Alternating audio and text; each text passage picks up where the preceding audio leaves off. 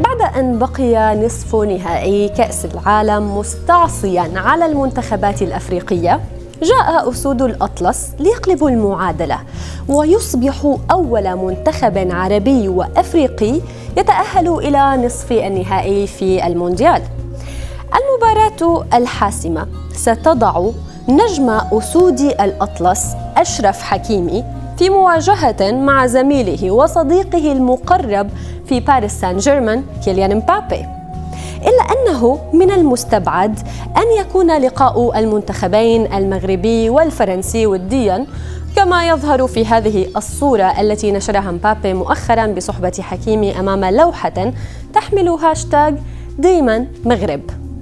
وبين الوعد والوعيد غرد حكيمي مشيراً إلى مبابي بالقول See you soon my friend أو أراك قريباً يا صديقي، وطبعاً إلى جانب إيموجي قلب الحب والمصافحة. ولكن مشكلة الصديقين الخصمين حكيمي ومبابي ومنافستهما على كأس العالم تعد بسيطة أمام اللاعب الفرنسي عثمان ديمبلي، فهو متزوج من شابة ذات أصول مغربية تدعى ريما، أي أنه سيلعب لصالح المنتخب الخصم لمنتخب أهل زوجته أو بيت حماه طبعاً.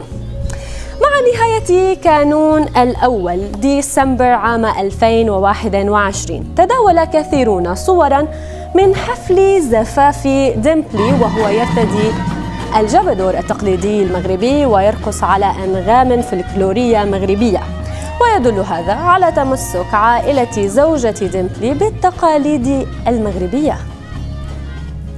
ولكن بغض النظر عن نتيجة المباراة القادمة، فإن مدرب أسود الأطلس وليد الركراكي لم يتمكن من كبح دموع الفرح أمام إنجاز التأهل لنصف النهائي. فقد قال الركراكي عقب فوز المغرب على البرتغال: أعتقد أنها المرة الأولى التي بكيت فيها بعد مباراة في كرة القدم. سأكون كاذباً لو قلت لك أنني توقعت التأهل إلى نصف النهائي، لذلك لم أتمالك نفسي وسالت دموعي.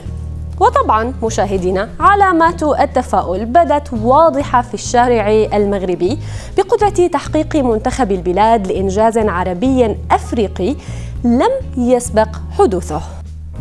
دعم المنتخب المغربي طبعاً لم يقتصر على المغاربة والعرب، فقد تفاعل كثيرون مع تغريدة شاكيرا التي تقول This time for Africa، أو هذه المرة لأفريقيا، وتعني كأس العالم ربما، وذلك إلى جانب طبعاً علم المغرب. ومن المعروف أن عبارة This time for Africa كانت من ضمن كلمات أغنية شاكيرا وكا وكا التي غنتها المغنية الكولومبية لبطولة كأس العالم 2010 في جنوب